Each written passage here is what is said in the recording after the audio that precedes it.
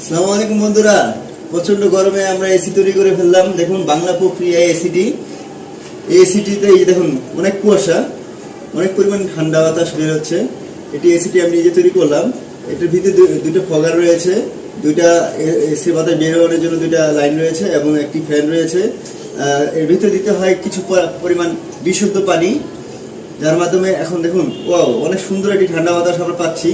ঘর অনেকটা ঠান্ডা হয়ে গেছে। আপনারা চাইলে এরকম এসি তৈরি করতে পারেন। তা আমি এই এসির বাতাসে নেই কোনো সাইড এফেক্ট। অনেক সময় এসির বাতাসে থাকতে থাকতে এই এসিটি একদম ন্যাচারাল বাতাস, যে বাতাসে কোনো ক্ষতিকর কিছু নেই। একদম সাধারণ পানি থেকে ঠান্ডা বাতাস বের হচ্ছে এবং এই পানিতে ঠান্ডা লাগছে অনেক, এবং ঘর অনেক ঠান্ডা হয়ে যাচ্ছে। মোটামুটি ঘরের যেই গরম একটা ভাবসা ওয়েদার ছিল ঘরের ভিতরে, এই গরম ভাবটা এখন আর নেই। এখন ঘরে অনেকটা ঠান্ডা অনুভব করতেছি।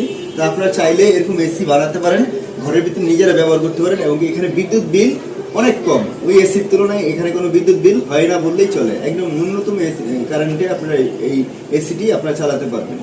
তো বন্ধুরা, আপনারা চাইলে এরকম বানিয়ে নেবেন খুব অল্প খরচের ভিতরে। আমার এটি বানাতে সর্বমোট 2300 টাকার মতো সর্বমোট খরচ হয়েছে। তো আপনারা চাইলে এরকম একটা বানিয়ে খুব কম খরচে এটি ব্যবহার করতে পারেন। তা বন্ধুরা দেখুন ফগার মেশিনটি কিভাবে কাজ করে। এটার ভিতরে রয়েছে পানি এবং দুইটা ফগার মেশিন রয়েছে। এটা অন করলে দেখুন কুয়াশা হয়, মানে ফগ হয়।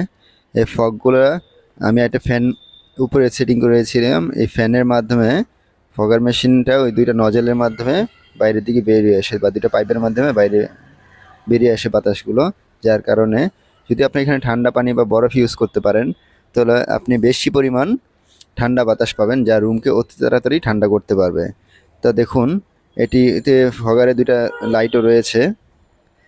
ফগারগুলো যখন ফগ তৈরি করে, ফগার মেশিনগুলো, তখন অনেক কুয়াশা তৈরি হয় এবং অনেক কুয়াশাগুলো পাইপের মাধ্যমে বেরিয়ে আসে। এই দেখুন প্রচণ্ড কুয়াশা বের হচ্ছে বাইরে বাইরে দিয়ে। আমি দেখুন আপনাদের লাইটটা নিভিয়ে দেখাবো যে কি পরিমাণ সুন্দর লাগে। এটি রাতের বেলায় অনেকটা ডিম লাইটের মতো কাজ করে।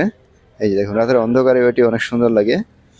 তা নিজে ঘরে বানিয়েছি, বা নিজে নিজে বানিয়েছি, যার কারণে এটা দেখতে যেমনই হোক বাট অনেক কাজের। এসি বানাতে একটি বক্স প্রয়োজন, আর সাথে দুইটা কানেক্টর প্রয়োজন, তারপরে একটা ফ্যান প্রয়োজন। আর এই যে মেইন জিনিস, এটা হলো গিয়া ফগার মেশিন। তো আমরা এই প্রথমে দুটো কানেক্টরকে দাগ কেটে নিয়েছি। তারপরে এটা বসানোর জন্য একটি দাগ কেটে নিয়েছি, কারণ আমরা এটা কাটবো।